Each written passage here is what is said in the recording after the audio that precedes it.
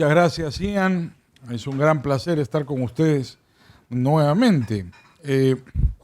Me ha pedido la organización que esta mañana introduzca algunas reflexiones sobre el origen de las instituciones.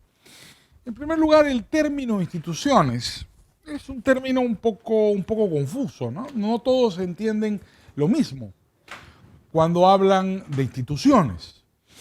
Hay una cierta tendencia legalista que en América Latina lleva a asociar instituciones con instituciones jurídicas, pero no son exactamente lo mismo, ¿no? En general, si hacemos o si buscamos una definición más lata, más comprensiva del concepto, debiéramos hablar de instituciones culturales, ¿no? Porque hay, además de las instituciones jurídicas, otras instituciones en la sociedad, ¿no? La cultura, en general, forma parte de una estructura dentro de la cual las personas desarrollan su vida con parámetros, con criterios que de una u otra manera forman parte del set de decisiones que una persona toma.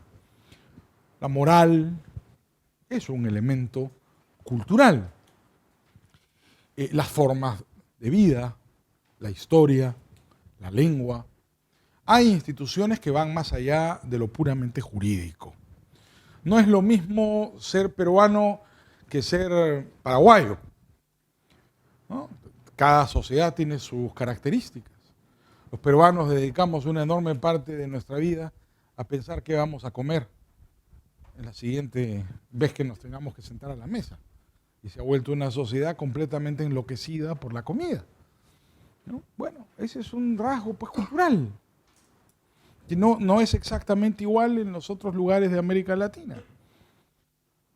Cada sociedad tiene sus características.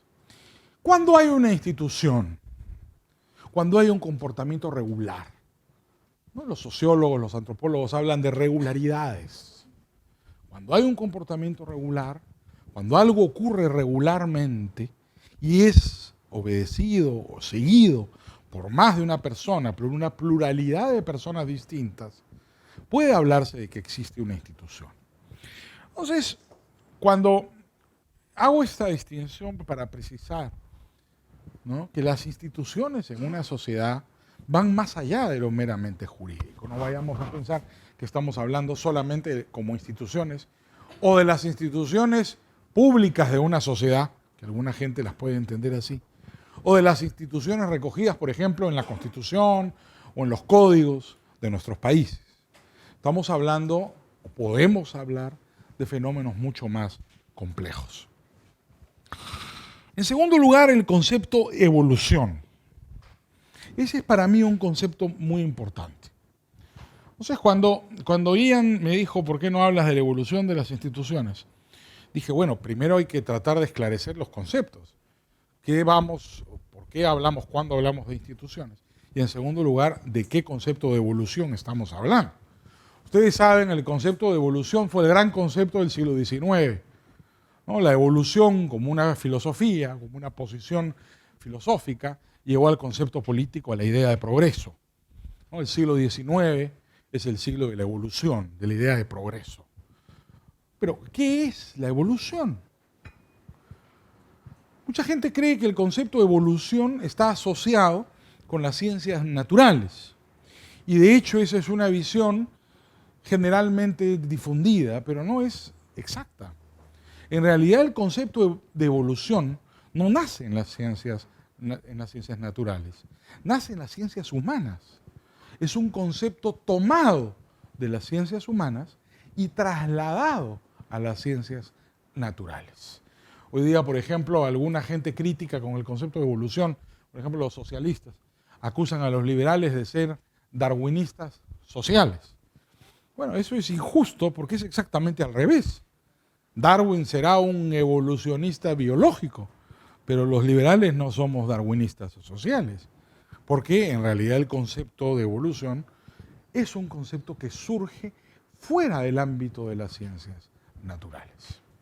Ya a finales del siglo XVIII, el concepto de evolución era un concepto que comenzaba a asomar en el mundo intelectual europeo. Lamarck, que era un científico, de alguna manera tocó el concepto de evolución. Se habla, por ejemplo, de los conceptos de la evolución lamarckiana. Pero fue en el ámbito de las ciencias humanas donde tuvo su desarrollo principal. De hecho, Hayek coloca como uno de los precursores del concepto de evolución a un famoso jurista, que de repente los que han estudiado o estudian derecho acá lo deben haber oído hablar de él, un jurista alemán llamado Carl von Savigny. Savigny fue uno de los que crea por primera vez el concepto, nunca usa esa palabra, pero crea el concepto de evolución, ¿no? Savigny sostenía, por ejemplo, que el derecho era la creación del pueblo, ¿no? Él decía, el Volksgeist, el espíritu del pueblo, es la fuente del derecho. Pero no se refería a un Volksgeist en sentido hegeliano. De hecho, Hegel y Savigny eran contemporáneos y grandes enemigos, sino hablaba del derecho como un proceso histórico, ¿no? Y él decía que lo que ocurría con las instituciones jurídicas es que tenían un origen genético, es decir, se producían en la historia y eran un producto histórico que se transformaba con la historia. El gran difusor y creador de la palabra fue un economista, filósofo, economista muy famoso, llamado Herbert Spencer. De hecho, el término evolución es creado años antes de que Darwin lo utilice y popularizado años antes que Darwin por Herbert Spencer en Inglaterra. Spencer fue un hombre muy famoso en su época. Era uno de los grandes economistas, uno de los grandes filósofos en Inglaterra. Y hasta hoy la influencia de Spencer ha sido muy importante. Él fundó una revista que sigue siendo de propiedad de su familia en parte, ¿no? Se llama The Economist, una revista muy famosa que probablemente algunos de ustedes ha leído o ha visto o ha consultado alguna vez. Fue fundada por Herbert Spencer. Herbert Spencer era un gran liberal clásico. Fue un hombre que luchó muchísimo por la libertad. Hay un libro clásico, él el hombre contra el Estado, ¿no? Que fue un libro que marcó época en Inglaterra en su momento. Pero Spencer, tal vez una de sus contribuciones más importantes, fue el de la creación del concepto, evolución y de la palabra. Es el primero que usa esa palabra. Con tal éxito que el término se difunde en Inglaterra. En ese momento Spencer era uno de los grandes filósofos en el mundo, además por su labor periodística, era un hombre que escribía mucho, y logra popularizar el concepto. Al punto, por ahí en las historias de las ideas se dice que mientras el siglo XIX fue el siglo de la evolución, el siglo XX, por ejemplo, fue el siglo del inconsciente, ¿no? Haciendo la comparación con la gran popularidad de las ideas que tuvo en su momento Spencer y luego Darwin, que las toma de él, o en el siglo XX las ideas de Freud, que se popularizaron enormemente, ¿no? Entonces, cuando hablamos de estos términos de instituciones y de evolución, en realidad estamos hablando de fenómenos mucho más allá de lo meramente biológico o legal. Estamos hablando de fenómenos culturales, de procesos culturales. Yo quiero llamar su atención respecto de una cosa muy importante. Cuando se habla de evolución, a mí me preocupa enormemente que se entienda cómo es el proceso de cambio evolutivo. Y quisiera también desarrollar este concepto para plantear después algunas reflexiones sobre la evolución cultural en general. Una visión simplista de la evolución, un darwinismo, digamos, usual, plantea la idea de que las especies, sean animales o vegetales, evolucionan por el mejor. La idea biologicista generalmente difundida es que la evolución de las especies, el proceso de transformación y cambio, de adaptación, es un proceso de selección natural por el mejor. Es decir, según esta manera de entender el darwinismo evolutivo, la evolución al estilo de Darwin, evolucionarían las especies mejor adaptadas con su ambiente, ¿no? La planta, la especie vegetal, que logra adaptarse mejor, ¿no? La teoría del reto y la respuesta, ¿no? Que logra adaptar mejor su propia vida a los desafíos geográficos de la naturaleza, es la especie vegetal que triunfa sobre las otras y desplaza el triunfador al perdedor. Mutatis mutandis, la especie animal que mejor se adapta a su medio ambiente, triunfa y logra desplazar, vencer a las otras que no se adaptan como ella. Esta idea, que lleva implícita la idea de victoria, de triunfo, del mejor, la evolución por el mejor, es una idea generalmente asociada con el concepto de evolución. Pero es una idea profundamente equivocada. El concepto de evolución, como ustedes imaginarán, en tiempos de Darwin o de Spencer, cuando no se conocía de microbiología y cuando la genética era muy empírica y no se habían hecho trabajos de ADN, ni ingeniería molecular, ni ingeniería genética, bueno, ha tenido mucho que escuchar del desarrollo de la ciencia. El concepto de evolución contemporáneo es un concepto bastante alejado de ese darwinismo ingenuo del siglo XIX. En la evolución no hay contenido moral. Uno no sabe si se evoluciona para mejor o para peor, en primer lugar. ¿No? Esta idea moralmente implícita de que la marcha evolutiva de las especies, como la marcha evolutiva de las culturas, como la marcha evolutiva de las naciones, iba necesariamente hacia mejor, es una idea equivocada. Nada en la evolución ni de las especies, ni de las culturas, ni de los pueblos sugiere una marcha hacia mejor. También podemos ir hacia peor. La evolución no tiene contenido moral. Y en segundo lugar, no se evoluciona por la adaptación. Hoy día, contemporáneamente, está muy claro que la especie adaptada, la mejor adaptada, como querían los darwinistas, no evoluciona. ¿Para qué va a evolucionar si está adaptada? ¿Quién evoluciona? El que no se adapta. La evolución no es por la regularidad, la evolución es por la irregularidad. El desadaptado es el que evoluciona. El adaptado se queda adaptado y es la misma especie desde el principio. El cocodrilo es el mismo milenario animal del tiempo de los dinosaurios. No ha evolucionado 1 centímetro. ¿Para qué va a tener que evolucionar si es casi perfecto el maldito bicho? Anda, métete con el cocodrilo. No hay manera. Los cocodrilos son unos animales encantadores.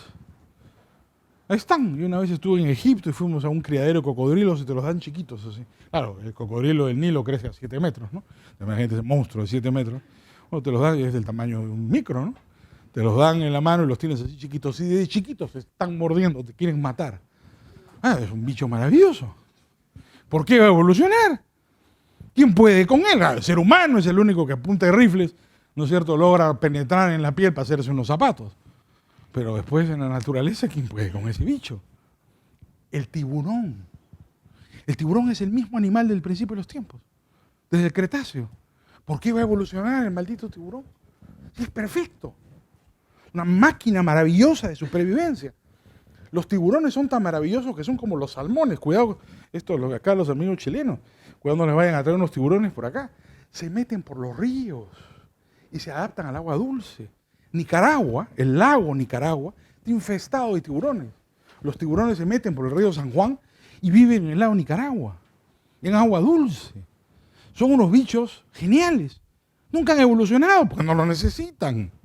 Se adaptaron, pues. No es como Darwin creía. El adaptado no evoluciona. La evolución no es por la regularidad, es por la irregularidad. Es decir, es el desadaptado, la especie que no se puede adaptar, la única que siente el desafío y tiene que responder a él cambiando. Es decir, contrariamente a lo que creían los biólogos y los ideólogos del siglo XIX, son las especies débiles, flojitas, tontitas, incapaces, las que marcan la línea de evolución. Evoluciona el débil, evoluciona el chiquito, evoluciona el tontito, el soncito, el que no puede. Ese evoluciona. el poderoso, el grande, el fuerte, como creían en el siglo XIX, ese no evoluciona, se adaptó y es perfecto, pues. Nada pasa en su vida, está adaptado a ella. En cambio, el débil, el pescadito ese que no puede vivir en el mar, porque tiene la competencia de los otros más grande que él, y a un día se le ocurre sacar su cabecita por encima de la orilla y comerse a la mosquita que está afuera, porque no puede competir por el pescado que está adentro, es el que después se convierte en el reptil. Y lentamente se empuja hacia la orilla para poder huir de la competencia del mar. Es la desadaptación, es la irregularidad la que marca la evolución. La evolución no se hace por la adaptación, se hace por la desadaptación, se hace por la irregularidad. No se evoluciona cumpliendo las reglas, se evoluciona quebrándolas. Donde hay una ruptura con el cumplimiento de las reglas, se produce un cambio evolutivo espontáneo. La línea de la evolución se lleva a cabo, se produce por la desadaptación, por el incumplimiento de la regularidad, por la irregularidad. Dicho esto, teniendo en claro que cuando hablamos de instituciones, no solamente hablamos de las instituciones de la Constitución, teniendo en claro que cuando hablamos de evolución, estamos hablando de un concepto que va más allá de lo biológico, que es el estudio de la transformación, del cambio biológico y cultural. Y cuando tenemos claro, en tercer lugar, que la evolución no se produce por la regularidad, sino por la irregularidad, por la desadaptación, yo quería plantearles algunas reflexiones. Las culturas evolucionan en el tiempo. Y evolucionan de una manera impredecible. No es posible predecir la evolución. Nuestra cultura de hoy no es la cultura de ayer. La cultura chilena del siglo XXI, estoy seguro que no es la cultura chilena del siglo XX. A principios del siglo XXI, la sociedad chilena no es como la sociedad chilena a principios del siglo XX. En todo. Solamente recordemos, por ejemplo, a las chilenas aquí presentes, cómo vivían sus abuelas o sus bisabuelas. No es como viven ellas. Que la sociedad se transforma, mírenlo nomás, en nosotros mismos. Ya ni hablo de los peruanos. Digamos, la sociedad peruana ha cambiado enormemente, ¿no? Mi abuela nació en Arica, era una peruana de Arica, que, como muchos de los peruanos de Arica, tuvieron que regresar al Perú a raíz de los, como ustedes saben, los referendos, de los plebiscitos fallidos luego de la guerra. Y mi abuela era una mujer, pertenecía a una familia tradicional peruana, la familia Belaúnde, que hacía de todo, ¿no? Yo me acuerdo mucho de ella. Ella murió cuando yo era pequeño, pero era una mujer con una presencia muy grande en la familia y en mi vida. Y me acuerdo de ella porque mi abuela, no hablo tan lejos tampoco, era mi abuela, no mi tatarabuela.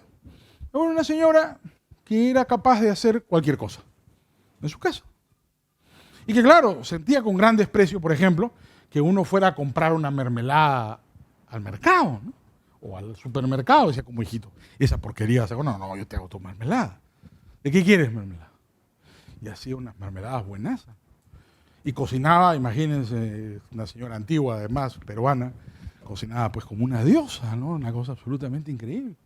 Pero no solo eso, es decir, tenías que ponerte un suéter, ella lo hacía, ¿no? Yo en mi clase siempre le pregunto a mis alumnas si alguna teje. Claro, no las quiero ofender, pero la pregunta era por curiosidad, porque he venido haciendo esa pregunta durante 30 años en clase. Y si alguna levantaba la mano tímidamente, hoy día no la levanta ninguna. En cambio, en la época de mi abuela, era un valor entendido. Esta señora era de tal, digamos, vida comprensiva que, por ejemplo, ella sostenía que cuando uno mataba a un cerdo, no se botaba nada. Desde los pelos que se hacía un cepillo, como los viejos chacareros en Argentina, ¿no es cierto? Los huesos se hacían peines, ¿no? Con la gelatina de la pata hacían gelatina para hacer empanadas o pasteles o cualquier cosa. No botaban absolutamente nada. Claro, esa vida desapareció en 60 años. Mi abuela ha muerto a principios de los 70, en el siglo pasado. Ya, 50 años ya no hay esa vida. No existe más. Las sociedades se transforman. Se transforman espontáneamente, solas. Ese proceso de evolución es impredecible. No sabemos a dónde va a ir. Y es impredecible por una razón fundamental. En la sociedad humana, el bien más escaso no es material. Todos los bienes son escasos, sin duda. Si no fueran escasos los bienes, no habría ningún problema de pobreza ni de riqueza. Pero como son escasos, tenemos un problema. Pero lo más escaso no es material. Lo más escaso es inmaterial y se llama conocimiento. La información y el conocimiento, que no son lo mismo, son los bienes más escasos en toda sociedad humana. Siempre cada uno de nosotros sabe algo que el otro no conoce. Porque la información en la sociedad se encuentra dispersa, difundida. La información es el conjunto de hechos y el conocimiento es el conjunto de procesos que hay en la sociedad. No solamente está difundido el conocimiento de los hechos. Por ejemplo, si queremos producir frijoles, necesitamos información respecto de los hechos relativos a los frijoles. ¿Qué frijol? ¿Dónde? ¿Cuál es el mercado del frijol? Pero también necesitamos conocimiento y no solo información. ¿Qué es el conocimiento? ¿Cómo producir frijoles? No solamente nos basta conocer los hechos, no solamente nos basta tener información, sino que también necesitamos conocimiento, que es conocer cómo, conocer para. La información requiere una elaboración, que es el conocimiento. Tanto la información como el conocimiento en la sociedad se encuentran dispersos y no concentrados. Como la información está dispersa, cada uno de nosotros siempre sabe algo más que los demás. Tenemos un problema objetivo, que es la única manera que tenemos para desarrollar nuestra vida común, es cooperar entre nosotros. Porque cada uno de nosotros estará mejor si coopera con los demás, porque el conocimiento y la información están asimétricamente distribuidos en la sociedad. Siempre puedes estar mejor si trabajas con otro, porque las posibilidades que ese otro tenga más información que tú son muy altas. Entonces, siendo así, que el conocimiento está disperso en la sociedad, las sociedades tienen que organizarse para aprovecharlo. La tarea principal, la tarea económica principal de una sociedad humana es la utilización del conocimiento, que es el bien más escaso de la sociedad. Las sociedades que progresan y se desarrollan son las que utilizan mejor el conocimiento disperso. Y las sociedades que progresan menos y viven en la pobreza son aquellas que utilizan peor el conocimiento disperso en la sociedad. En el proceso evolutivo, lo que vemos es que la sociedad se transforma, busca cambiar, aprovechando el conocimiento disperso en la sociedad. Y esto crea procesos independientes de la voluntad de las personas involucradas. Las sociedades cambian sin una dirección preestablecida, cambian espontáneamente. Es lo que decía Savigny, es el espíritu del pueblo, el Volksgeist, el que hace que las sociedades se transformen de una manera impredecible e imprevisible. No sabemos cómo va a evolucionar nuestra sociedad mañana. En segundo lugar, el proceso evolutivo no tiene contenido moral. Lo decíamos hace unos minutos. Las sociedades no solo se transforman culturalmente, y no solo lo hacen de una manera impredecible. Yo no sé para dónde va a ir la sociedad en un futuro. No lo sé. Puedo sospechar algunas cosas, pero voy a estar adivinando. ¿Por qué no puedo predecir para dónde va a ir la sociedad en el futuro? Porque lo único que no puedo predecir es el conocimiento. Yo no voy a predecir qué voy a saber mañana. ni puedes predecirlo tú, y no podemos predecirlo ninguno de nosotros, porque si la esencia de la actividad productiva es el conocimiento, y no podemos predecir lo que conoceremos mañana, no hay manera de predecir la evolución. Es siempre un proceso espontáneo, que irá más allá de la voluntad de cada uno de nosotros. Pero no es solamente espontáneo, no es solamente impredecible e imprevisible, carece de contenido moral. Yo veía un librito que les han regalado a todos que me regalaron ayer, ¿no? La moralidad del capitalismo, ¿cómo es que se llama? A ver, me lo prestas. La moralidad del capitalismo. ¿No? Parece, digamos, un buen título, pero es pésimo. Porque las cosas no tienen contenido moral. Este es un título socialista. A mí no me gusta este título. Las cosas no tienen contenido moral. El capitalismo no es ni bueno ni malo. Solo las personas tienen contenido moral. El que ha hecho este libro es un socialista. El capitalismo no tiene ninguna moralidad. Las personas tenemos contenido moral. Porque solo los seres humanos libres y responsables toman una decisión moral. Lo bueno y lo malo solo puede ser decidido por una persona. Un sistema no tiene contenido moral. Si alguna influencia moral tiene el capitalismo es no tener ninguna. Esa es la maravilla del capitalismo. En todo sistema que no sea el capitalismo, interesan los fines de las personas. Entonces, en un sistema socialista vivirás un buen socialismo, entre comillas, y van a escuchar a Mauricio Rojas, creo que va a hablar esta tarde, él les hablará de la experiencia sueca. ¿No es cierto? Si el presidente es bueno, si el presidente es bueno y virtuoso, ¿no es cierto? El país vivirá muy bien porque es un hombre bueno y virtuoso. En el capitalismo no interesa el contenido moral de las personas. Hace prescindible. Hasta los malos en el capitalismo tienen que comportarse bien. Porque como decía Bernard de Mandeville, vicios privados, virtudes públicas. Hasta los malos en el capitalismo tienen opción de cooperar entre los demás. Los maníacos depresivos en el capitalismo son empresarios. Los psicóticos son políticos. Y los paranoicos son jueces y fiscales. Todos funcionan. Todos cooperan. Claro, para ser fiscal hay que estar totalmente paranoico, pues. Los fiscales, yo soy abogado ejerciente, no solo profesor, me he pasado la vida en los tribunales, los fiscales son todos unos paranoicos. Los jueces, las juezas, qué miedo, son todas unas paranoicas. Todas te hablan de la teoría de conspiración, siempre hay una razón oculta.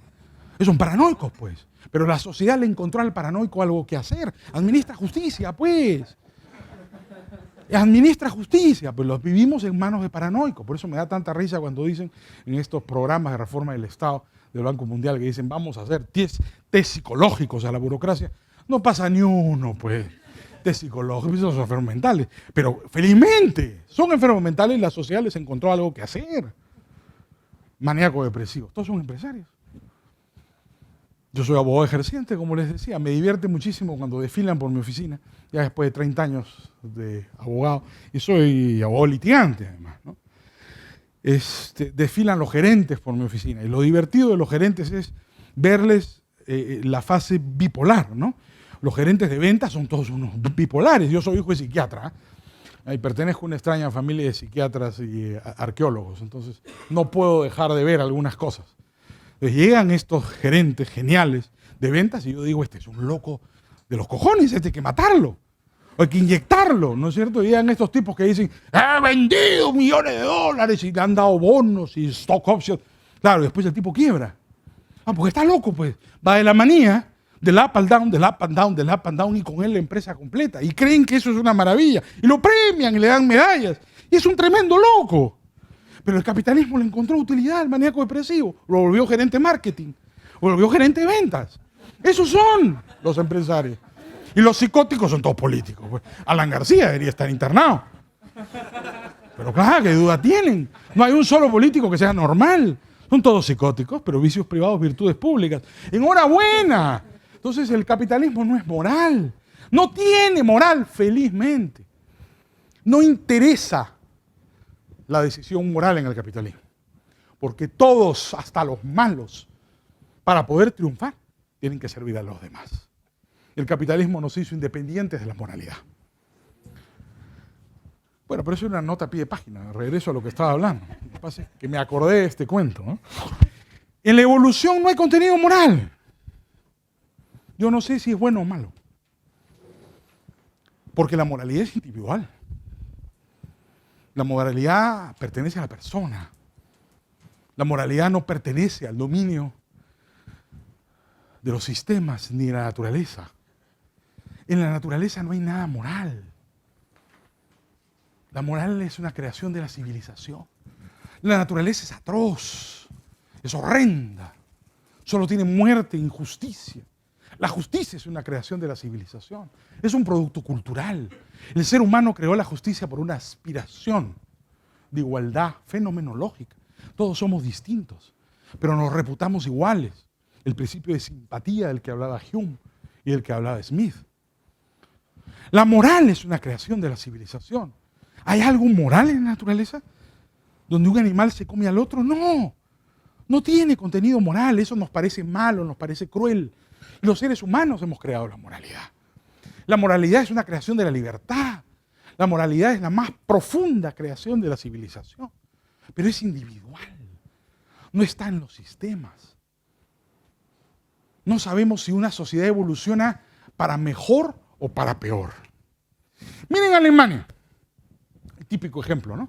Cuando se habla de la evolución de las culturas. Alemania probablemente en el siglo XX ya era la sociedad más civilizada sobre la Tierra, tal vez lo siga siendo. Y Alemania produjo no una guerra, dos. Y en la segunda, un genocidio delirante. ¿Era posible que la sociedad más culta y civilizada sobre la Tierra produjera eso? ¿Alguien podía prever semejante cosa? Pero ocurrió. Pueblos que uno a veces no le da mayor importancia terminan siendo grandes ejemplos de moralidad. Pueblos a los cuales uno les da una gran importancia terminan no siéndolo, porque la decisión moral no es colectiva, la decisión moral es personal y es una creación de la evolución. Dicen los moralistas que la moral se aprende como el lenguaje. No hay moral natural. La moral es un producto del aprendizaje. Así como tu madre te enseña a hablar, al punto que se habla del lenguaje materno y no del lenguaje paterno, ¿no? Por algo será. La que te enseña a hablar es tu mamá. Tu mamá te enseña las reglas morales. Y lo primero que te enseña tu mamá son reglas morales. Te enseña a hablar enseñándote reglas morales. Y te enseñan a ir al baño, la primera de las reglas morales. Te produce una profunda culpa cuando aprendes a ir al baño porque es una regla moral. Tu mamá te dice, aquí no papito, anda allá. Aquí no mamita, anda allá. Son reglas morales que tu madre te enseña. A los freudianos le dan una gran importancia a esas primeras reglas, probablemente las tengan. Y eso es un producto cultural, es un producto evolutivo. La moral cambia, pues, claro. La moral refleja el espíritu de los tiempos y refleja valores y estructuras que se van transformando en el tiempo, pero que son también impredecibles e inconocibles. Nadie puede saber cuál va a ser la moralidad del futuro, ¿no? En el Perú se discute el matrimonio homosexual. Perú ha sido un país curioso en estos temas, ¿no? Mientras Chile aprobó la ley de divorcio, me parece, hace unos pocos años, en el Perú tenemos divorcio de 1931. Pero claro, podría decirse que es civilizado los peruanos. No, era que el presidente quería casarse con su amante. Entonces, respondiendo a la tradición mercantilista, el presidente tenía que casarse pues, como un caballero. Si bien no podía casarse en la catedral, bueno, hubo que pasarle la ley de divorcio, pues, ¿no? Entonces se casó con su amante. A partir de ahí, el año 31, todos los presidentes civiles del Perú, no los militares, que esos tienen una sola esposa, las generalas son muy poderosas, como ustedes saben. Los militares jamás se divorcian, ¿no? Pero todos los presidentes civiles del Perú son divorciados. Alan García, como Prado, se han dado el lujo de tener varias primeras damas, ¿no? Ahora que va por su tercer gobierno, se está casando con una peruana. Entonces ha tenido una primera dama argentina en los dos primeros gobiernos y ahora va a tener una primera dama peruana en el tercero. Vamos a ver si en el siguiente a dónde llega. De repente, no sé, se casa con una paraguaya o con una boliviana. No, pues el estilo de Alan García. Todos los presidentes civiles de la historia del Perú del año 31 en adelante han sido divorciados. Yo no sé si eso es evolución. Digamos, sí es evolución, pero no sé en qué sentido. Claro, yo soy un defensor de la libertad individual. En este tema del matrimonio homosexual o de la unión civil, bueno, es el reflejo de los tiempos, ¿no? Discutíamos en clase el otro día en la Católica en Lima, ¿no? Una paradoja del mundo moderno, no sé si se han dado cuenta. Los heterosexuales no quieren ni casarse ni tener hijos. Los homosexuales quieren casarse y tener hijos. No, porque seguramente también en Argentina, en Chile, en Perú, la discusión no es solo la unión civil, sino la adopción gay, ¿no? Y yo no le veo nada de malo a ninguna de las dos cosas. Pero ustedes comprenderán, a ustedes en su generación les va a tocar tener esta discusión en sus respectivos países. Curiosamente, los homosexuales son los que quieren tener familia y casarse. Y los heteros, ninguno. No, casarme no, es una cosa anticuada. Mi mamá, mi abuela. Hijos, un perro. Es más barato, es muy racional, ¿eh? Es mucho más barato un hijo que un perro. Perdón, un perro que un hijo. Yo sería rico si no hubiera tenido hijos. No, ustedes piensen nada más en la cantidad, no sé, de pollos que se han comido a lo largo de su vida, ¿no? Y consideren esos pollos, tráiganlos a valor presente y pónganlos en el bolsillo de su papá. No, imagínense, sus papás serían millonarios, ¿no? Solo con lo que ustedes se han comido a lo largo de su vida, sus papás serían millonarios todos. ¿No? Entonces, de repente, es muy racional tener perros y no tener hijos. En fin, hay toda una discusión beckeriana si los hijos son bienes de capital o bienes de consumo. Ya, bueno, eso, digamos, me parece encantador, ¿no? Por eso los liberales no vamos a ninguna parte, ¿no? A la hora que se para un liberal y dice, el hijo es un bien de capital, un bien de consumo, claro, perdemos las elecciones, ¿no? Bueno, yo quería traerles este punto a colación porque en realidad la moral no es natural, la moral es un producto cultural, es producto de la civilización. En la naturaleza no hay bondad, tampoco hay maldad, son las cosas como son, no como deben ser. Somos los seres humanos los que introducimos el deber ser y son valores morales los que creamos culturalmente. Esos valores se transforman de una manera impredecible e inmanejable y se transforman a lo largo del tiempo, no necesariamente hacia mejor. Este darwinismo ingenuo que pensaban que el progreso te llevaba a lo mejor, miren a los alemanes pues, la nación más rica y culta de Europa, miren lo que produjo. También puede la evolución llevarte a peor. Puedes involucionar. No está garantizado el desarrollo ni el resultado. Tú puedes colocar todos los ingredientes y tener un resultado absolutamente impredecible, del cual no tienes la menor idea por dónde va a ir. Puede ser que vaya hacia la libertad, como puede ser que no. Y eso dependerá de la acción de las personas. Eso dependerá de su participación libre y voluntaria en la vida social. Una sociedad puede construir su libertad creando los elementos necesarios para una vida libre y responsable, pero puede también destruirla si esos elementos no son creados y defendidos dentro de la sociedad. La construcción de la libertad es una tarea cotidiana y permanente. Muchas veces, cuando estamos en estas discusiones políticas, y he visto que en Chile hay ahora pues una gran intensidad del debate, ¿no? Desde que llegué ayer, todas las discusiones en las mesas, en los almuerzos han sido sobre las elecciones, en la cena, ¿no? Digamos, y la preocupación que tienen los chilenos por el mantenimiento de lo que se llama el modelo, sea lo que eso signifique. No, es muy interesante ver cómo esa discusión se repite en América Latina. En el Perú tuvimos elecciones hace un par de años, ganó la izquierda. Claro, una izquierda media descafeinada. Los vargallosos hablan de la izquierda vegetariana y la izquierda carnívora. En el Perú se volvieron vegetarianos y ahí están, ¿no? Pero claro, en Argentina tienen un proceso electoral ahora mismo, en fin. En estos procesos electorales es usual que la gente plantee el problema como una discusión en torno a las causas de la pobreza, ¿no es cierto? Es usual, yo leí ahí en el diario ayer que en Chile se discute las causas de la pobreza, las causas de la desigualdad, ¿no? Igual en el Perú, y sospecho que en Argentina, en Bolivia, en Paraguay, en Colombia, debe ser la misma discusión, ¿no? ¿Cuál es el origen de la pobreza? ¿Por qué somos pobres? En realidad esa es una discusión falaz. Yo quiero que ustedes se den cuenta de una cosa esta mañana. La pobreza no tiene causas. La pobreza es el estado natural del hombre. La pobreza es incausada. Si no hacemos nada, somos pobres. Lo que tiene causas es la riqueza, no la pobreza. La riqueza no es incausada. La riqueza no es el estado natural del hombre. La riqueza es construida, la riqueza es forjada, la riqueza es hecha por los seres humanos. Es un producto de la civilización, como la libertad, como la moral. Nosotros, los seres humanos, construimos sociedades ricas. Las sociedades humanas pueden progresar si la gente progresa y se desarrolla. Y progresan cuando hay ciertas condiciones para que eso suceda. Cuando hay libertad, cuando hay propiedad, que producen inmediatamente responsabilidad. Como decía ayer, solamente un país de propietarios es un país de gente responsable, porque tienen el sentido de pertenencia, que implica el de responsabilidad. Entonces, no pregunten pues cuáles son las causas de la pobreza, pregunten cuáles son las causas de la riqueza. Y las causas de la riqueza están muy claras. Es el respeto, es el derecho, el Estado de Derecho, es la propiedad, es el trabajo fuerte y honesto, es la libertad. A la hora que tengamos este debate, entonces, no renunciemos a él. No porque el capitalismo tenga una superioridad moral, ese argumento me parece deplorable, no tiene ninguna.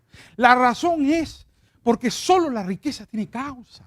Porque no es un producto natural. La naturaleza es pobre, la naturaleza es injusta, la naturaleza es cruel. No hay belleza en la naturaleza. El mito del buen salvaje fue eso, un mito rusoniano. Piensen ustedes en el concepto de naturaleza.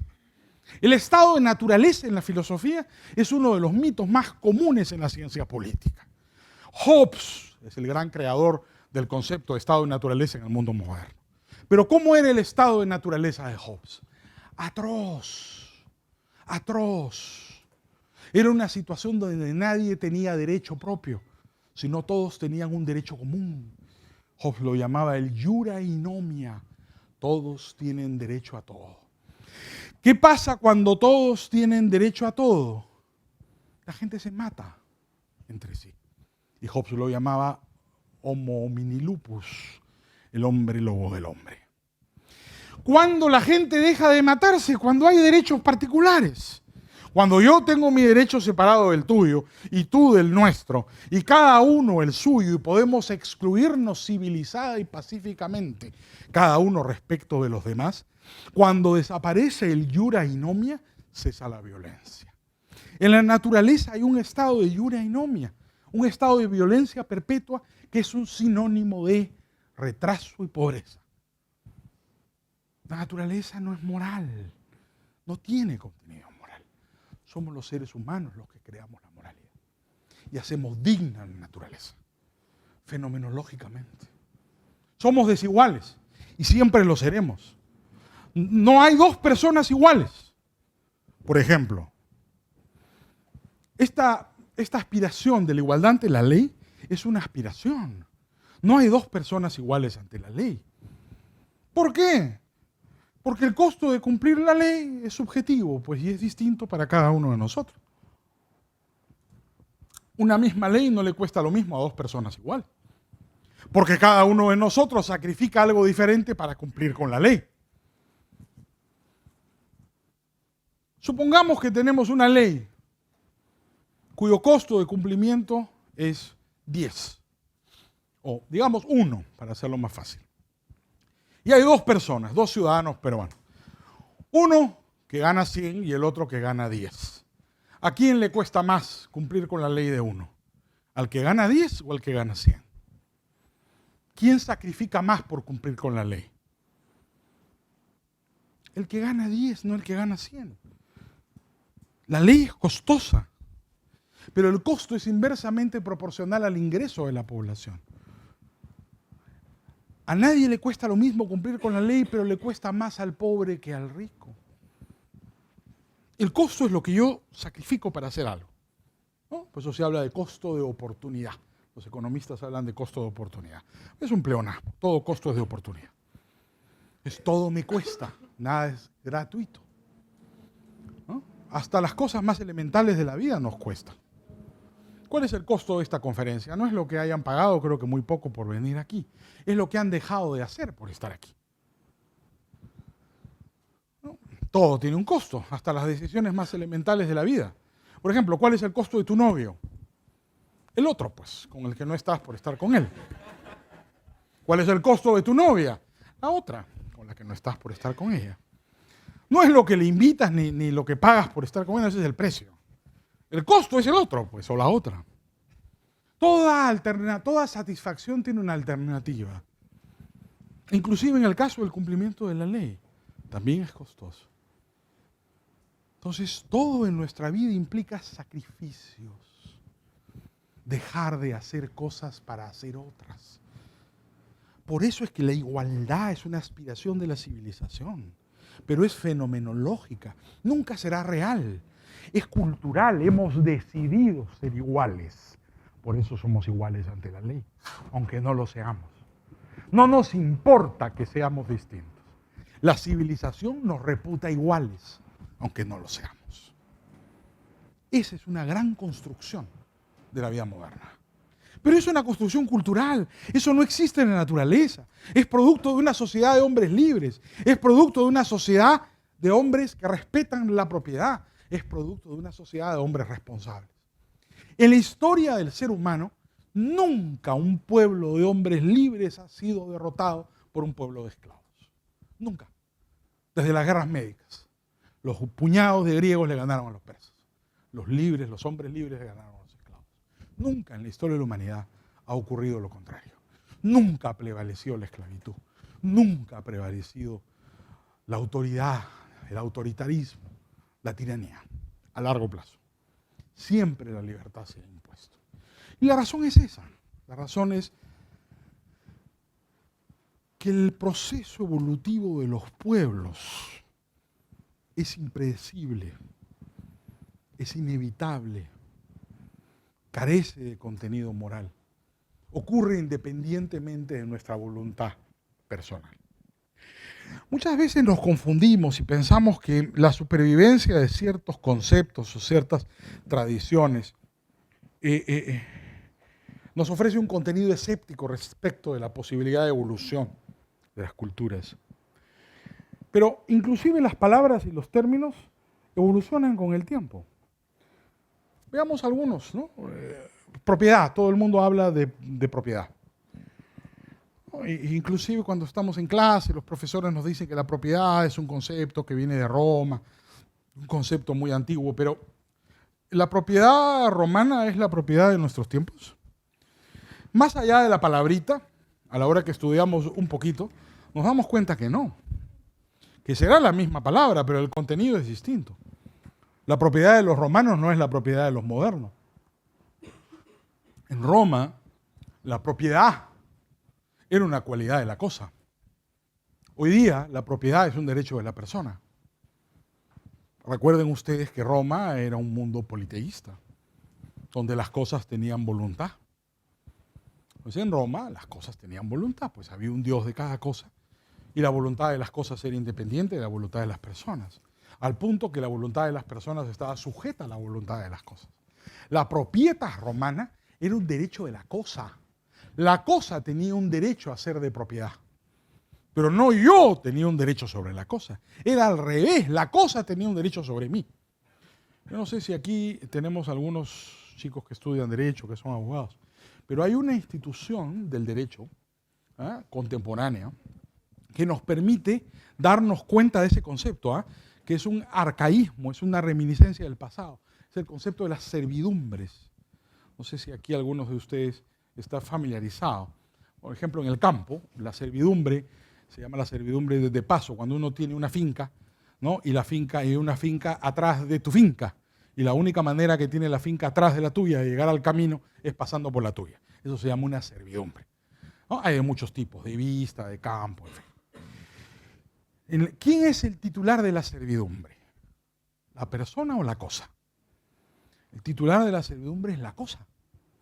Es el predio sirviente y el predio servidor. Eso, en un mundo moderno cartesiano, sería imposible, pues, ¿no? Las cosas no tienen voluntad. Pienso, luego existo. Solo tienen voluntad los seres humanos.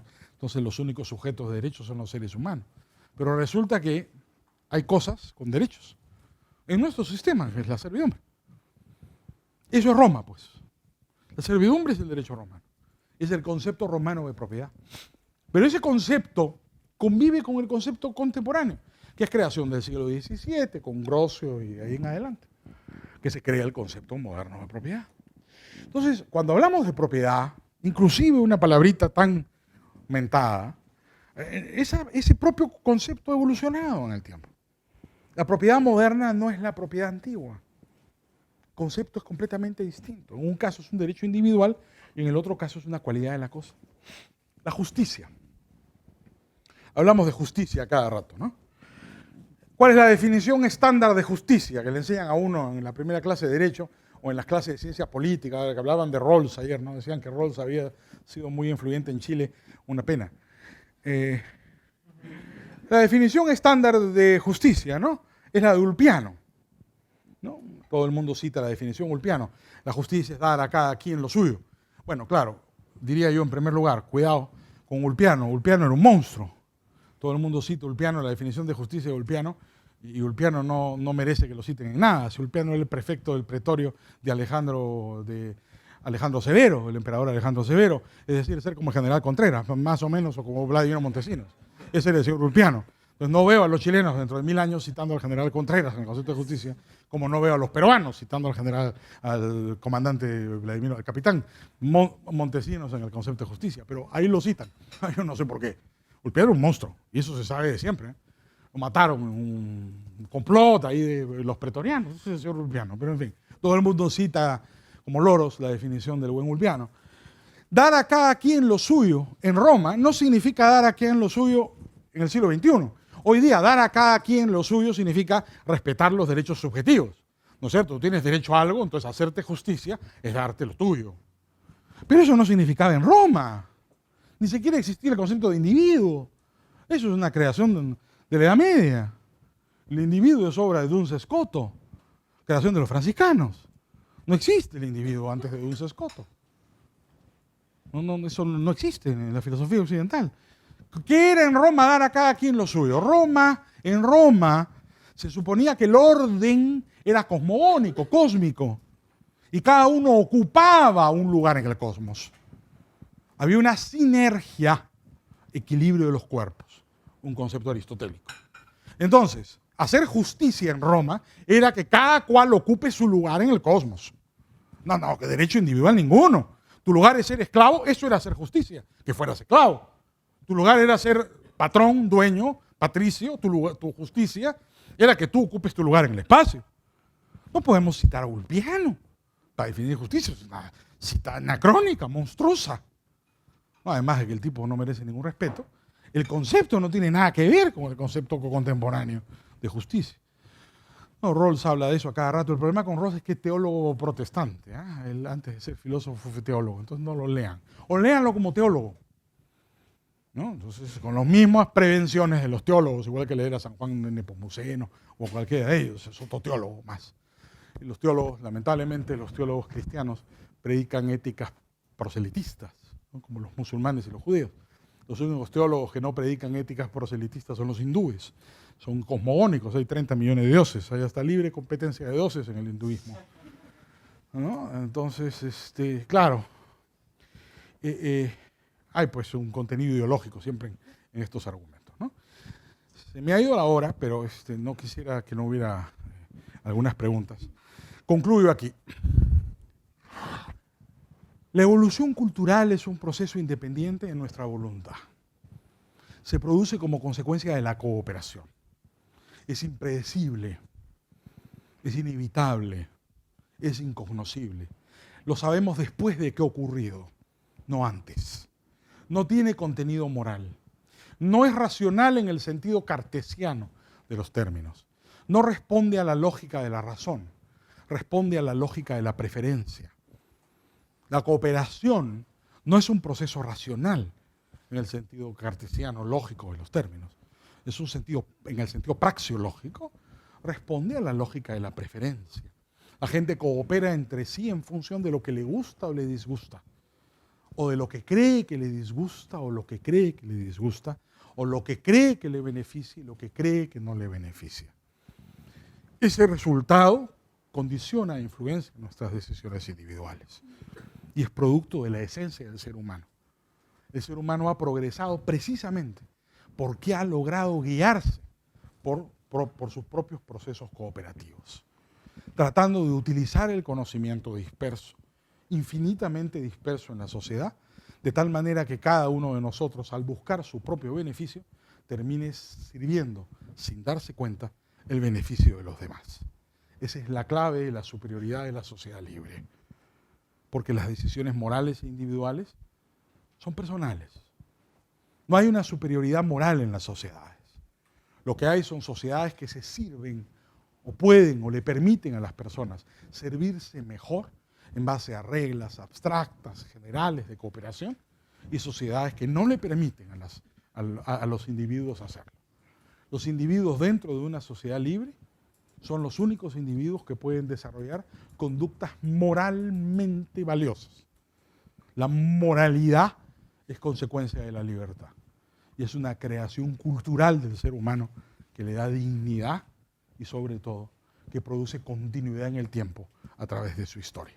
Muchas gracias.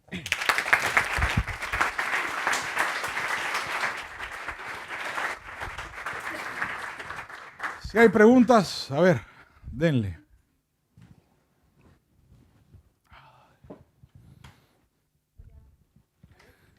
¿Se escucha? Sí, sí, claro, dale.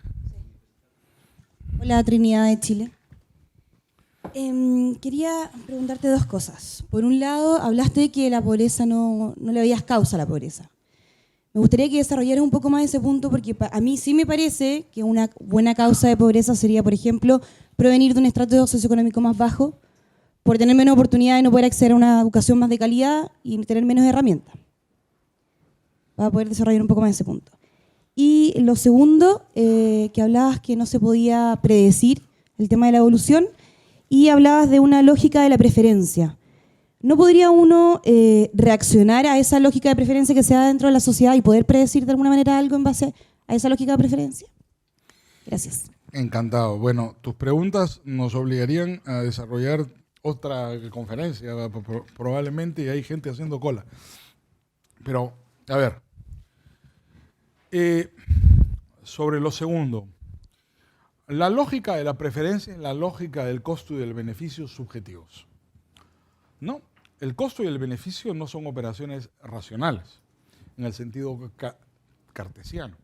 La gente no actúa en base a convicciones, sino actúa en base a hipótesis. Yo actúo pensando en que algo me va a gustar, subjetivamente.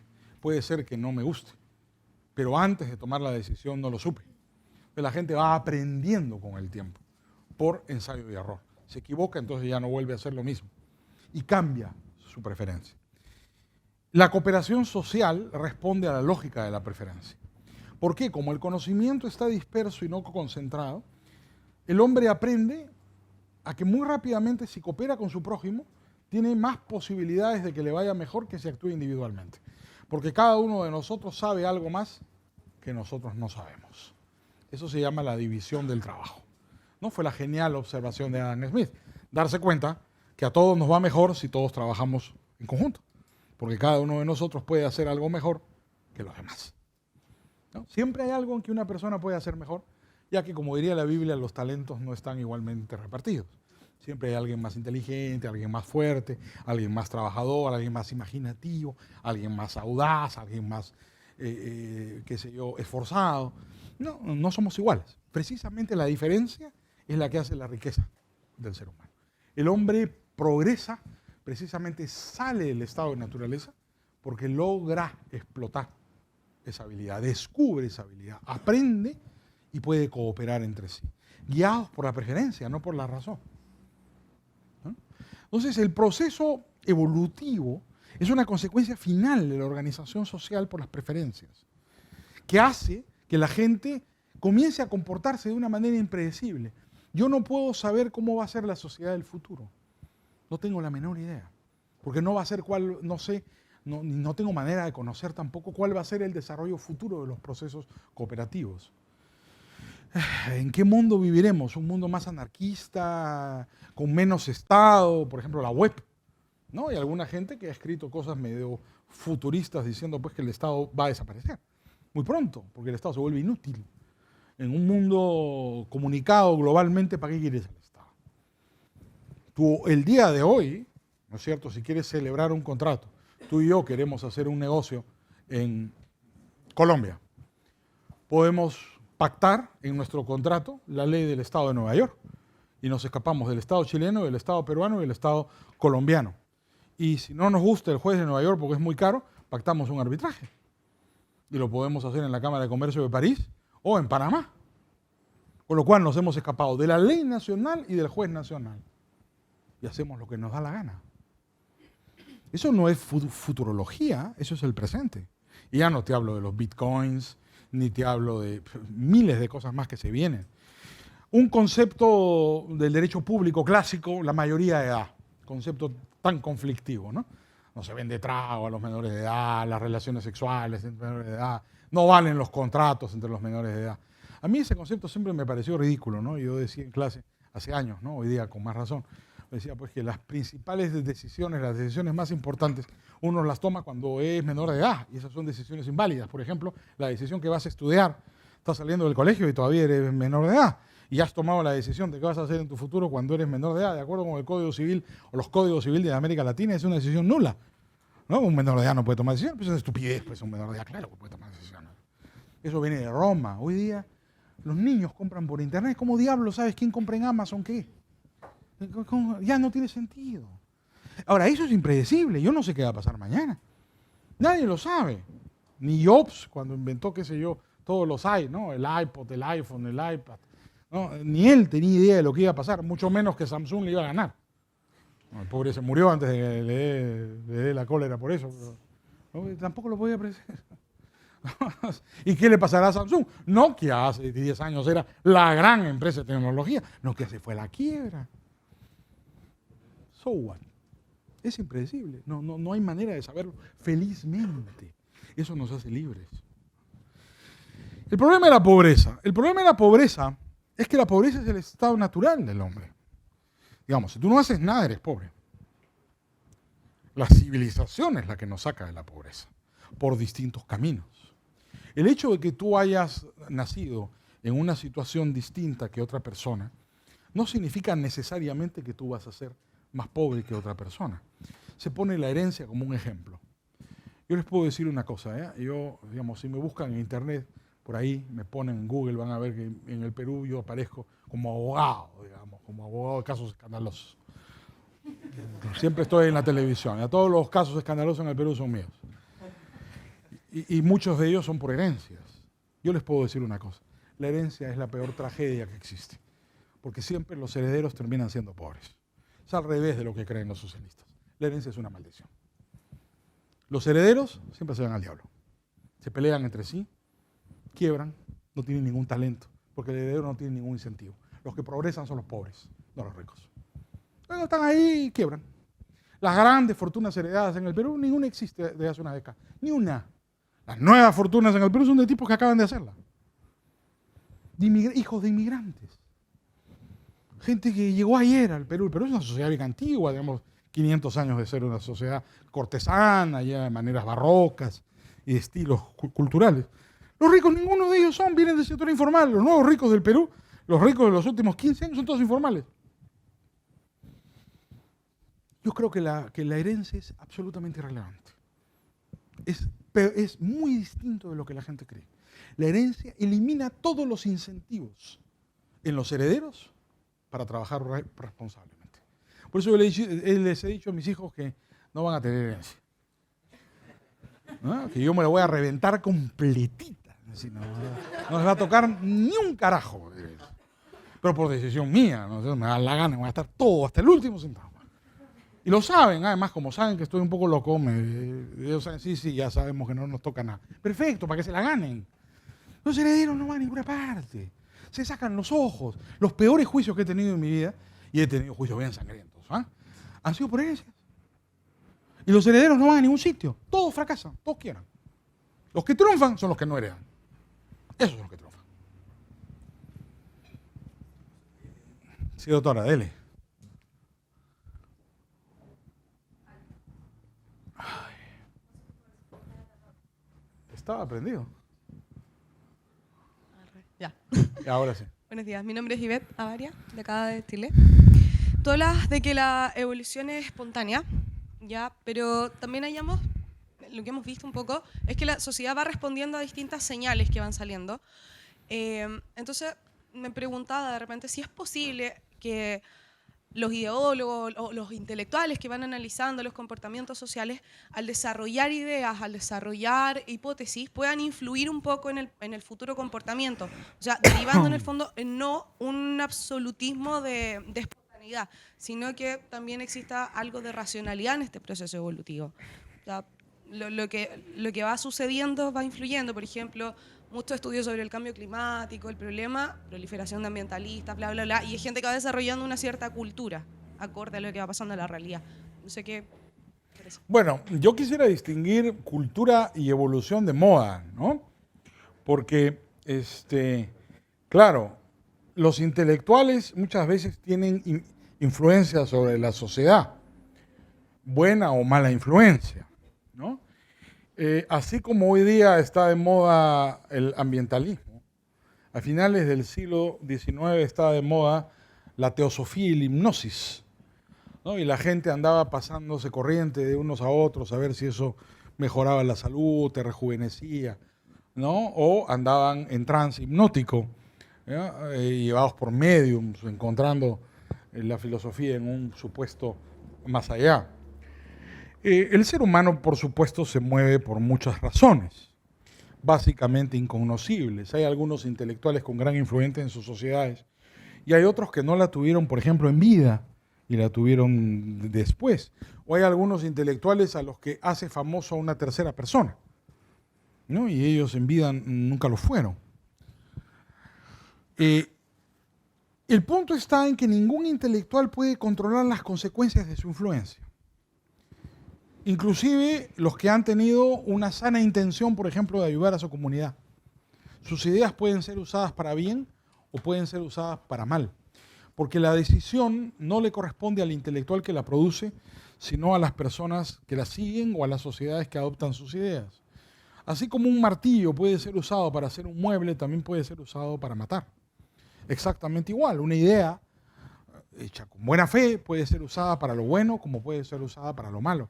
Porque las ideas no tienen contenidos morales, son las decisiones de las personas que utilizan esas ideas, las que tienen contenidos morales, ¿no? Por ejemplo, los grandes predicadores religiosos, ¿no? Han tenido influencias que ellos no pueden predecir. Nunca pudieron hacerlo. Y las influencias van más allá de lo que los autores han propuesto, o a veces no han tenido ninguna influencia en algunos terrenos y terminan teniéndolas en otros, ¿no? Todos ustedes probablemente han comido alguna vez o tomado en el desayuno algún cereal Kellogg's, ¿no es cierto? Tus cornflakes o las cositas esas de chocolate que explotan en la boca. No, probablemente, muchos de ustedes alguna vez, si no lo han probado, lo han visto. No deben haberlo probado alguna vez en su vida. ¿Ustedes saben quién era el doctor Kellogg? El doctor Kellogg era un chiflado, teólogo protestante, que sostenía que para poder estar en el estado de comunicación con Dios, uno tenía que purgarse a sí mismo. Porque en la medida en que uno tuviera en los intestinos malos humores, eso le impedía un contacto con Dios. Entonces, la manera de tener contacto con Dios era tomar unos purgantes, laxantes naturales. Entonces, él llegó a la conclusión de que lo mejor como laxante, por la gran cantidad de fibra natural que tenía, era el maíz. Inventó los cornflakes. Era un vehículo teológico para entrar en comunicación con Dios.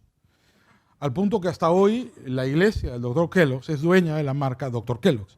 Y cada vez que ustedes se compran un cornflakes o un producto Kellogg's, le están dando dinero a la secta del Dr. Kellogg's, que predica la purga intestinal como una forma de comunión espiritual.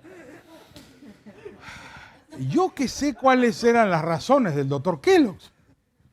Era un chiflado maravilloso. ¿Que los cornflakes son ricos? Sí, son ricos. ¿Voy a llegar a Dios comiendo? Lo dudo. No voy a llegar a Dios. Yo no tengo sentimiento religioso, pero digamos, en fin, podría ser, ¿no? De repente tiene razón y todos estamos equivocados. No, y de repente tiene razón. ¿no? O Bircher Brenner, ese era más loco todavía. Bircher Brenner, que además hay toda una corriente alimenticia, la lacto-ovo-vegetariana, desarrollada por Bircher Brenner, que creía una cosa semejante, ¿no? Que había que purificar el cuerpo de intoxicaciones, de toxinas, ¿no? Esta cosa como todos los borrachos que van al sauna, ¿no? Es muy divertido, una tranqui, van al sauna y estoy purificando. Lo que estás es desintoxicando, no estás desintoxicando, te estás deshidratando carbón metiéndote al sauna, no te estás desintoxicando de nada. No me estoy desintoxicando. Igual la de Bircher Brenner. Yo no sé si ustedes saben, esto es muy curioso. Los más rabiosos jacobinos eran vegetarianos, como Hitler, ¿no? Se ha sabido por la secretaria de Hitler, que murió hace poco, la autora de esa famosa, su autobiografía que dio lugar pues, a la película esta famosa de Untertag, La Caída, ¿no? Que se vio en televisión, fue un peliculón, era el diario, la historia de la secretaria de Hitler, ¿no? Que cuenta pues que además de ser un caballero y que ella, que trabajó con Hitler toda la guerra, jamás se imaginó ni que eso estaba ocurriendo. Hitler era un caballero educadísimo, que almorzó toda la guerra con las secretarias, era vegetariano, ¿no? Entonces imagínense lo peligrosos que son los vegetarianos, ¿no? Entonces, bueno, digamos, a ver, las ideas tienen consecuencias, sí, pero no son las que sus autores creen. Las consecuencias de las ideas son las que le damos nosotros. Los autores hacen cosas para una cosa y la gente las usa para otra. En fin, eso es así, ¿no? ¿Alguna otra pregunta? Sí, doctor, dele. Buenos días, profesor. Mi nombre es Rafael, del Salvador, y yo tenía como un comentario, una pregunta con respecto a lo que usted afirmaba, de que el bien más escaso en una sociedad es la información o el conocimiento. Entonces yo con respecto a ello no estoy muy de acuerdo, porque la información no es un bien económico y los bienes económicos son escasos. Entonces, por un ejemplo, si yo tomo el libro de mi compañero, él se queda sin el libro, es un bien económico, es escaso. Pero si él me transmite una idea, él se queda con la idea y yo me quedo con la idea de él. No hay escasez, porque las ideas son infinitas. Entonces, ¿cómo usted argumenta de que la información es escasa si es infinita? Porque se puede compartir y no se da como esa exclusión de la escasez. La asignación de derechos sobre las ideas es imposible porque no hay exclusión. Pero la creación de las ideas, y ese es precisamente el problema de la propiedad intelectual, supone un problema de escasez. El conocimiento en la sociedad está disperso y no está concentrado en una persona. Hayek ha escrito mucho sobre esto, ¿no? Hay un par de artículos muy importantes que yo te sugiero revisar. Uno primero se llama El uso del conocimiento en la sociedad, que es un clásico. Hay una versión española ahí en internet que la encuentras muy rápidamente del Centro de Estudios Públicos, del CEP. Lo puedes leer en inglés también. ¿Qué plantea Hayek en ese artículo? Hayek dice que en la sociedad la información se encuentra infinitamente dispersa, ¿no? Y que la información supone conocer cómo hacer las cosas, no necesariamente conocer qué. Y ese proceso es el descubrimiento de la experiencia. La experiencia es central para el aprovechamiento de los recursos. Y la experiencia es absolutamente escasa. Porque la experiencia supone cómo hacer cosas. Es el conjunto de reglas que son producto de la cooperación. Y en segundo lugar, Hayek tiene un artículo extraordinario que se llama La competencia como proceso de descubrimiento, donde sostiene, y en su momento ese artículo fue muy original, sostiene que la competencia es en realidad una manera de aprender. ¿No? Que la competencia como proceso económico es un proceso de aprendizaje. Es decir, ¿cómo aprendo yo en el mercado? Compitiendo. Por ensayo y error, no hay otra forma, ¿no? Los austriacos más modernos, y esto es un punto que coinciden los austriacos con los Chicago. De hecho, cuando tú llegas a Chicago, la primera lectura que te da Becker al leer en su clase hasta hoy es el uso del conocimiento en la sociedad de Hayek. muy interesante. La primera lectura que deja Becker en su clase es el famoso artículo de Hayek. Pero la gente de Chicago ha tendido a distinguir información de conocimiento. Y para ellos lo importante es la información. Pero la información es un conjunto de hechos aislados. Y claro, si yo tengo una información y la conservo para mí, esa información es escasa. Si yo la hago pública, ya no la es.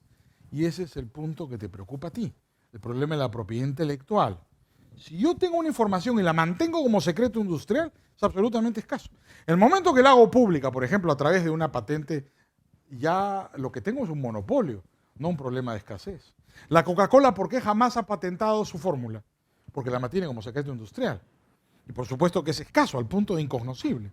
La Coca-Cola ha hecho de tal manera su fórmula que tiene un algoritmo ahí en el cual nadie sabe exactamente cuál es la fórmula.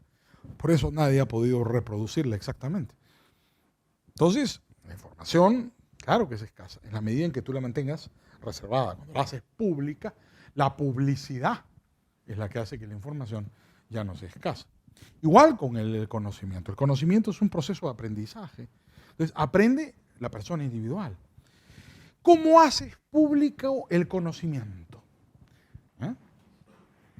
No la información, sino el conocimiento. Fíjate, los precios transmiten información. El derecho transmite conocimiento. El Código Civil, las leyes, son la organización del conocimiento. Los precios son el mecanismo de transmisión de la información. Pero entre los Chicago y los austriacos distinguen las dos cosas. Una cosa es la información, y los Chicago le han dado mucha importancia a la información, que son los hechos aislados, como parte del proceso decisorio dentro del mercado. Y los austriacos le dan mucha importancia al conocimiento, como la organización de la información. Lo importante no son los hechos aislados, sino los procesos. Pero en cualquier caso, digamos, creo que las observaciones son muy interesantes en ambos casos. Tú puedes estudiar el mecanismo de los precios como la organización de la información y el derecho como la organización del conocimiento. Y en ambos casos verás que son escasos. Se hacen públicos, está en interés de la sociedad que se hagan públicos, porque así reduces la escasez. La otra pregunta es si tú puedes tener derecho de propiedad sobre los hechos o sobre el conocimiento. Y ahí hay un debate pues, muy intenso sobre si puedes o no puedes. Y hay economistas y filósofos liberales que dicen que sí, ¿no es cierto? Desde Douglas North hasta Murray Rothbard, que es un defensor de los derechos de propiedad intelectual, para sorpresa de muchos libertarios. Y tienes al frente a otros que te van a decir que no, como Hayek, o el mismo Coase, o Arnold Plant, que fue el profesor de Coase, amigo de Hayek, que siempre dijeron que no era posible tener derechos de propiedad sobre el conocimiento, ninguna forma de conocimiento sobre información es sobre conocimiento. Pero merecería que el doctor Vázquez para la próxima Universidad Cato nos proponga un debate sobre la propiedad intelectual. ¿Hay alguna otra pregunta? Sí, dale. Gabriel Paredes de México. Justamente quería yo abordar ese tema que ya ha sido abordado, quizá nada más para profundizar un poco más.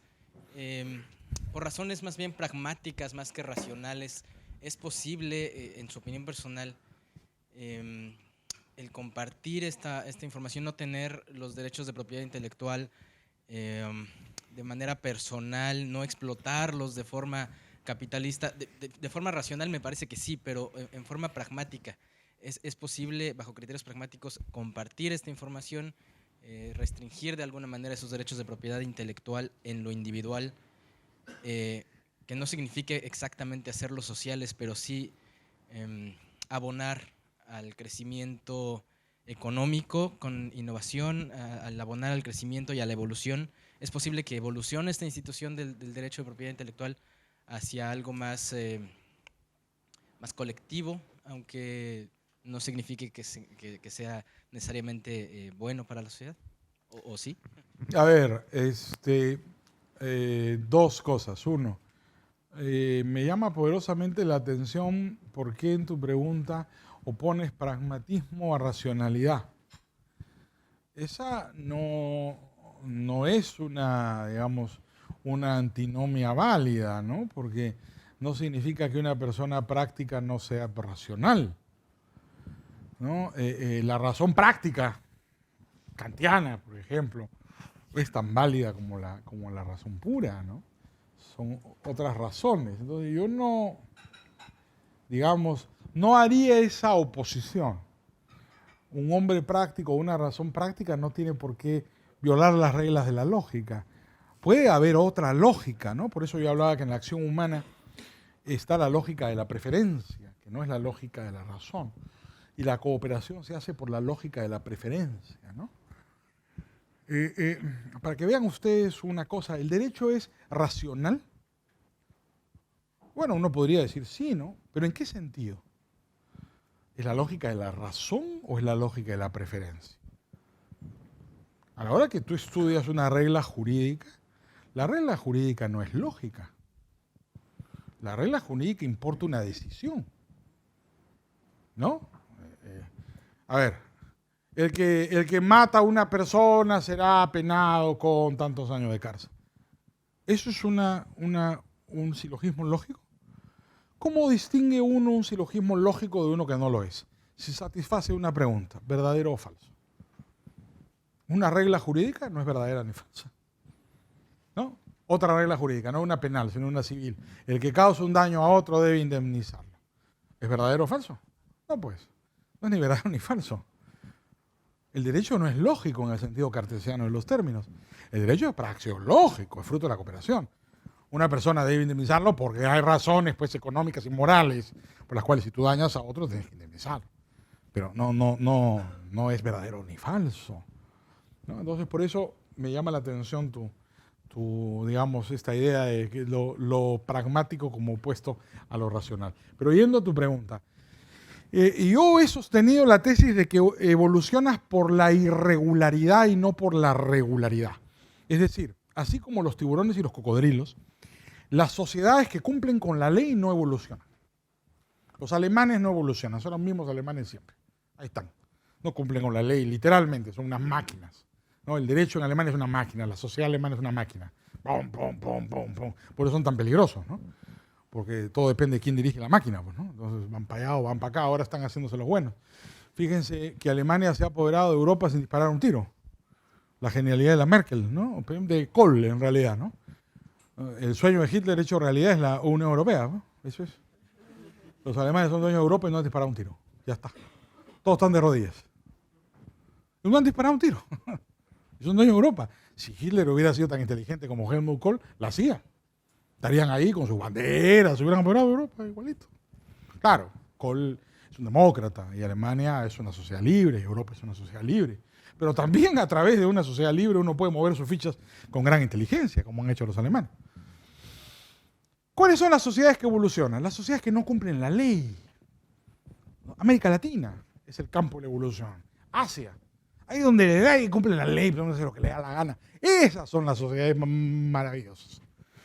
Ahí es donde está evolucionando una sociedad, ahí está hirviendo la situación social.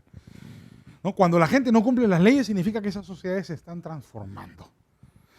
Entonces, en tu pregunta, yo creo que la propiedad intelectual, que siempre ha sido muy discutible, ¿no? Una patente pues no es propiedad, una patente es un monopolio legal, ¿no? Igual que un derecho de autor, ¿no?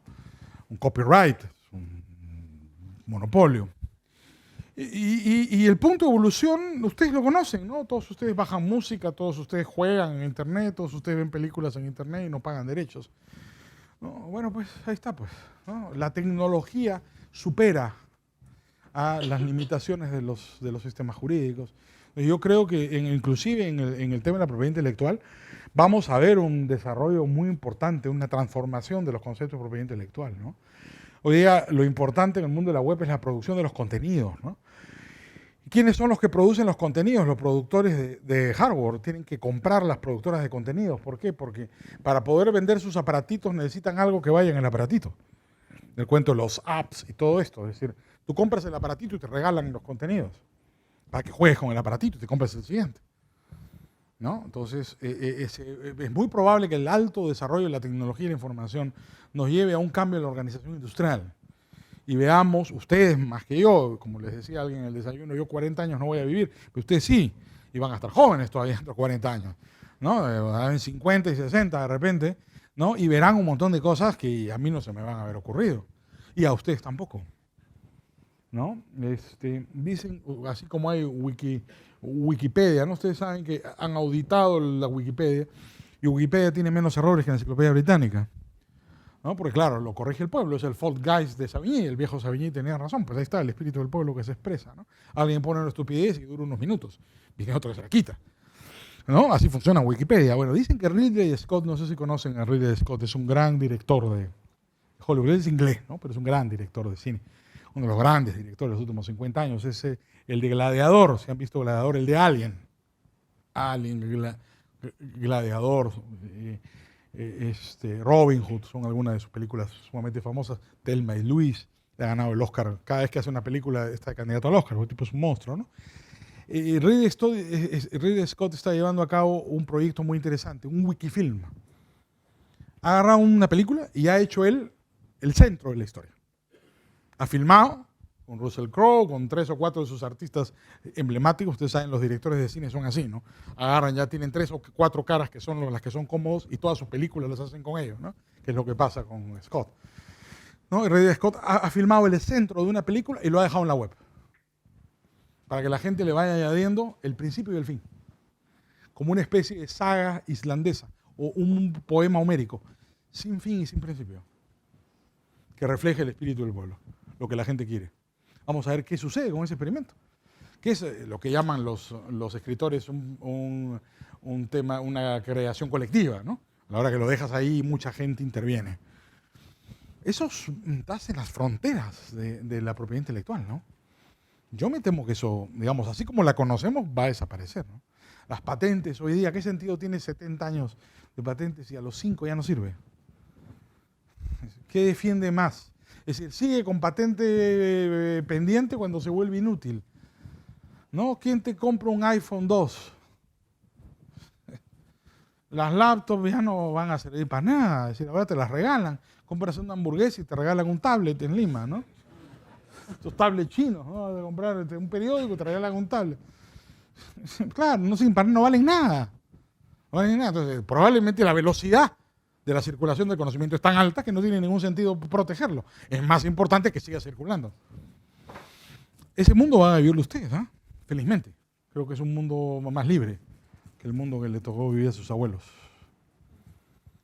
¿Más preguntas? Sí, por favor. ¿2? ¿Una? Bueno, a ver, dale, la última. Bueno, hay 2, tú y tú, breves. Sí, dale. ¿Está prendido tu micro? Creo que no. Volviendo al tema de que usted hablaba de la evolución institucional que se hace, son las instituciones débiles las que evolucionan. Uruguay en estos últimos tiempos intentó hacer avances importantes en cuanto a investigación de derechos humanos, el aborto legal por voluntad de la mujer, matrimonio igualitario y legalización de la marihuana. A su vez, es uno de los países de América del Sur con mayores índices de institucionalidad. ¿Cómo explicaría usted esto? Bueno, yo no me atrevería a decir que Uruguay es débil en ningún sentido. Cuando me refería a debilidad, me refería a no adaptación a los sistemas. Yo creo que Uruguay en Uruguay está pasando una cosa que está pasando en el Perú, que ha aparecido una izquierda un poco extraña, ¿no? Porque la izquierda uruguaya, bueno, Uruguay tiene mucho más influencia en América Latina de lo que los uruguayos creen. Y eso es una curiosidad, ¿no? Para Uruguay siempre es una sospecha de descubrir la influencia que han tenido, por ejemplo, los socialistas uruguayos en América Latina, ¿no? Los viejos colorados, los viejos blancos, con todo el desarrollo de la previsión social. El primer país socialista de América Latina fue Uruguay, ¿no? Y secular, además. Entonces, la influencia que tuvo Uruguay en su momento en América Latina fue gigante. Gigante, inclusive estéticamente, el Ariel de Rodó. Digamos, el modernismo estético en América Latina es obra uruguaya. Entonces, los chiquitos son poderosos, es el caso de Uruguay, como el caso suizo, ¿no? Uruguay ha sido tremendamente influyente en América Latina, mucho más de lo que los uruguayos creen. Siempre es una sorpresa para los uruguayos darse cuenta de lo influyentes que han sido en América Latina, ¿no? Y eso creo que está pasando hoy día. Por ejemplo, el tema de las drogas, ¿no? Digamos, yo sé que el presidente uruguayo es un personaje bastante singular, pero Uruguay se ha dado el lujo de dar un paso que espero siga el resto de América Latina y declaren la libertad del consumo de drogas y producción de drogas en toda América Latina rápido. No, esa será la mejor señal de antiimperialismo. Una vez que le digan a los americanos que no les hacemos caso y si quieren fumarse un troncho de marihuana se lo fumen felices. ¿No? Y yo creo que Uruguay ahí, digamos, es una cosa muy polémica, pero creo que Uruguay está sentando, por ejemplo, la típica base de la línea de evolución por la irregularidad. Uruguay está rompiendo la regla. Y en América Latina nadie se atreve a hacer una cosa así por medio de los gringos. Porque los gringos inmediatamente te ponen en la lista negra, pero los americanos no han puesto en la lista negra de Uruguay. Ahora, los peruanos, los bolivianos, los colombianos imitarán a los uruguayos pronto. Ojalá. Ojalá. ¿No? Y así como Holanda siempre fue el país más libre de Europa, ahí se refugiaban todos, de Descartes hasta Grosso, todos estaban en Holanda. ¿No? De repente Uruguay termina siendo el país que abre una frontera por ese camino. No lo sé, porque la evolución se escribe de una manera muy rara. Es decir, entiendo, por ejemplo, que la izquierda uruguaya no ha tocado las reglas de paraíso fiscal de Uruguay, ¿no? Entonces también eso es una cosa un tanto extraña, ¿no? Uno podría esperar que un gobierno de izquierda lo primero que haga es termine pues, con el capital, digamos, con la posibilidad de utilizar como paraíso fiscal a su territorio. Lo han hecho. Claro, es una izquierda muy rara. Pues. Igual ha pasado en Perú, tenemos un presidente de izquierda, pero que parece derecha. No, y el tipo es un chavista. El tipo va con Chávez, al entierro de Chávez, se abraza con Maduro, lo reconoce y gobierna a la derecha. Es una cosa rarísima. Y se abraza con Bush, ¿no? Y no le compra armas a los rusos. Y el tipo es un chavista, es la cosa más rara que he visto. ¿No? Pero bueno, así parece, pues, que de repente también la izquierda aprendió, ¿no? Y es un militar, en el caso de Mujica es todo lo contrario, un guerrillero, ¿no? Pero Humala es un militar. Uno no esperaría de un militar latinoamericano esa conducta, ¿no? Y ni siquiera es un general, ¿eh? Es un comandante. Es decir, Humala es un comandante, un militar de baja graduación. Uno podría buscar más bien un tipo totalmente autoritario, un comandante de caballería, más o menos debería ser pues un salvaje, ¿no? Golpea la mesa. No, es un tipo educadísimo, es una señorita. Bien particular, es decir, yo no sé qué está pasando, pero está pasando algo interesante. Claro, frente a eso tienes a los otros, ¿no? Evo Morales, que está totalmente loco, ¿no? O Maduro, pues que es una cosa cantinflesca, ¿no? O Correa, que es un hombre muy brillante, pero muy corrupto. Uno se da cuenta en Correa que no cree lo que dice. De hecho, el dólar sigue siendo la moneda ecuatoriana. Es un socialista con dólares, ¿no? Es una cosa bien particular. Pero yo tengo la impresión que está surgiendo algo muy curioso en la cultura política latinoamericana, que ojalá por lo menos deje un resultado, que sea el Estado de Derecho. ¿No? Yo creo que si este proceso queda el Estado de Derecho establecido en América Latina, yo creo que en Uruguay hay Estado de Derecho, más que en el Perú por lo menos, pero si queda eso, suficiente. Va a haber América Latina progresado. Me parece que hay ahí algo bien admirable, ¿no? Yo le tengo por eso gran admiración a la clase política uruguaya con todos sus defectos. Yo sé que cuando uno vive en un país no ve las virtudes, ve los defectos, pero cuando uno vive en otro, se da cuenta, por ejemplo, hablar a un presidente uruguayo, un expresidente uruguayo, es una cosa muy admirable. De la calle a Sanguinetti, ¿no? Yo los he escuchado en más de una conferencia, los hemos tenido en la Universidad de Lima, en el Perú. Se para a la calle, se para a Sanguinetti y uno dice, caramba, ¿qué tales personajes? ¿No? Frente a los presidentes peruanos. ¿No es cierto? Uno dice, bueno, estos son realmente unos tipos de primer nivel. Y lo son. ¿No? La clase política uruguaya es muy particular. Inclusive la clase izquierda. Yo le digo que Mujica, que si bien es un personaje folclórico, ¿no? O tan controversial, pero aún en ese elemento de controversia, creo que Uruguay marca una línea evolutiva bien interesante para el resto de América Latina. Lo fue siempre. ¿Eh? Uruguay siempre fue una excepción a América Latina. ¿Hay tiempo para una última pregunta, Juan Carlos? Bueno, mil disculpas entonces, pero lo podemos hablar afuera. Muchas gracias.